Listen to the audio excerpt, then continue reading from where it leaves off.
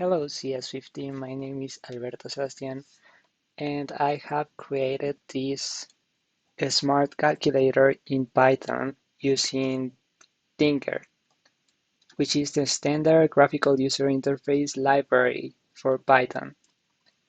For the interface, I have chosen the Harvard colors, and I have also added two buttons that will enable light mode and dark mode.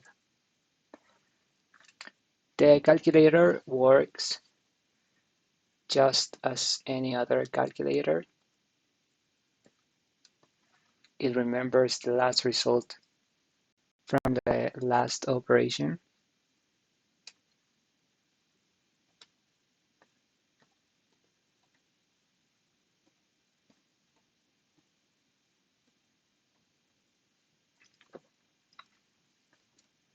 And I have added a special feature using voice recognition and a library for text-to-speech. So if I click on listen, I am listening. 7 plus 4. The result is 11. The program will listen to my voice, obtain the math problem, and calculate to give me an answer.